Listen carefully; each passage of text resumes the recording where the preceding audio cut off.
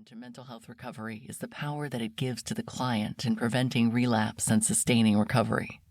By helping clients learn effective coping skills and building their confidence, CBT gives them tools to be their own therapist and guide as they navigate life. Therefore, this book is a versatile resource for any reader seeking to gain an explicit understanding of psychological problems, as it empowers individuals to be in charge of how they think, feel, and behave.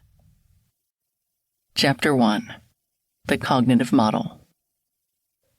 The Cognitive Model. Cognitive behavior therapy is based on the cognitive model of psychopathology, which hypothesizes that people's emotions, body responses, and behaviors are influenced by their perception of events. According to the model, situations do not inherently determine what people feel or how they behave. Rather, it is how people perceive these situations that determine how they react and respond. Therefore, a situation in and of itself cannot cause distress per se. In contrast, it is the interpretation of that situation that drives the distress. A simple schematic of the cognitive model is as follows. A situation or event leads to an automatic thought, which leads to an emotional reaction, a physiological reaction, and a behavioral reaction. To better understand the cognitive model, let's put it into practice with a hypothetical example. Imagine that a wedding invitation is sent to a family of 3. The dad opens the invitation and thinks, "This is great. I might get to see people I haven't seen in a while. This will be so much fun."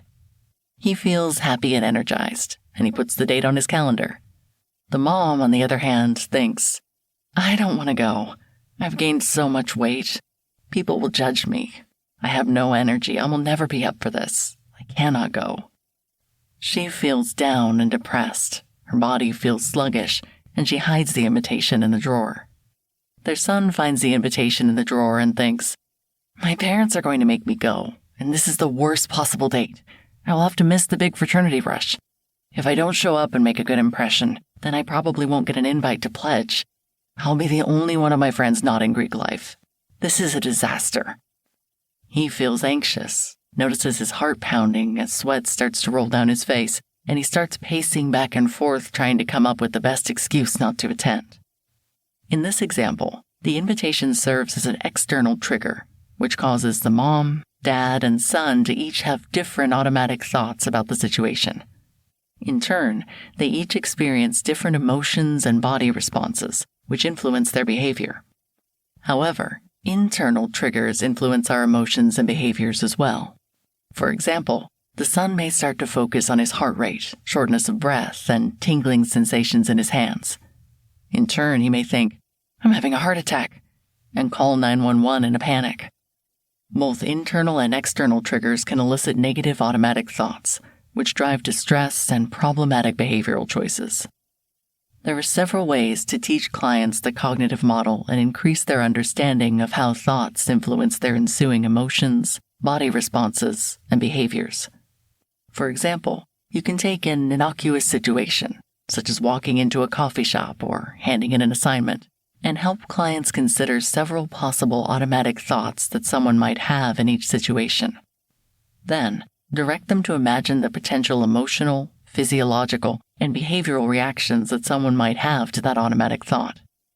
Alternatively, you can use an example from the client's life, such as a car stopping short in front of them or a situation in which they were running late, and ask them to describe their automatic thoughts about the situation.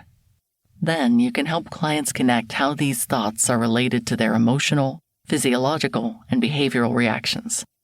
You may even wish to add any automatic thoughts and reactions you have personally experienced. The goal is simply to help clients understand the connection between perception and reaction. Early in therapy, worksheets can be used to help clients identify their thoughts, feelings, and behaviors in gaining an understanding of the cognitive model. The following pages contain several exercises you can use with your clients to guide them through this process. Whenever possible, it is better to have clients complete these worksheets in session before asking them to try it on their own. Client Worksheet. Understanding the Cognitive Model. According to the cognitive model, for every situation that we experience in life, we have automatic thoughts, which influence how we feel,